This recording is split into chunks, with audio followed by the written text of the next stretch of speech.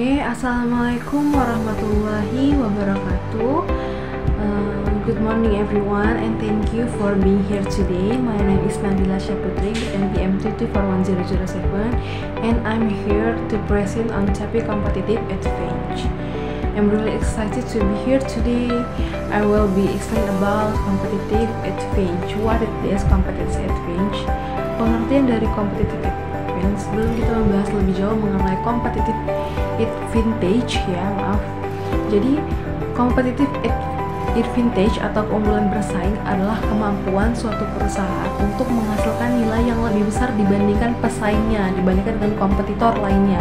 Keunggulan ini memungkinkan perusahaan bertahan dalam jangka yang panjang karena mampu menarik pelanggan lebih banyak atau memperoleh margin atau keuntungan yang lebih tinggi. Konsep ini dipopulerkan oleh Michael Porter, seorang ahli dari strategi bisnis, yang menyatakan bahwa perusahaan harus memiliki sesuatu yang membedakan, unik gitu, membedakan secara signifikan dari kompetitor lainnya. Hal ini bisa berupa harga yang lebih rendah, kualitas produk yang lebih baik, atau pelayanan yang lebih unggul, macam-macam ya.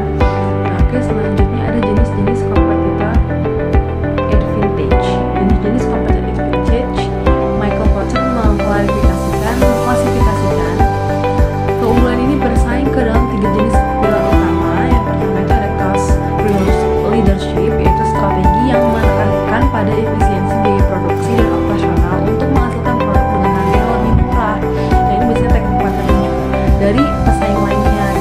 Dia mengambil dari cost atau harga. Kedua dari differentiation, yaitu upaya perusahaan untuk menciptakan produk atau layanan yang lebih unik.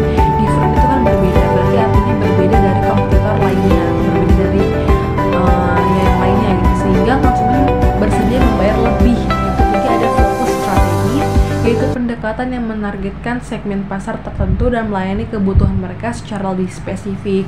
Jadi kita lebih mengerti apa kebutuhan calon customer itu, baik dengan strategi biaya rendah maupun dari diferensiasi. Oke, selanjutnya ada faktor pembentuk keunggulan bersaing. Jadi faktor-faktor pembentuk itu diantaranya tidak muncul begitu saja, melainkan dibentuk oleh berbagai faktor internal maupun eksternal perusahaan. Nah, jadi ada inovasi produk dan jasa menjadi salah satu pendorong utama karena mampu menciptakan nilai baru bagi konsumen. Selain itu juga pemanfaatan teknologi dan digitalisasi juga mempercepat proses produksi dan distribusi. Branding yang kuat menciptakan loyalitas pelanggan, sementara efisiensi operasional membantu menekan biaya.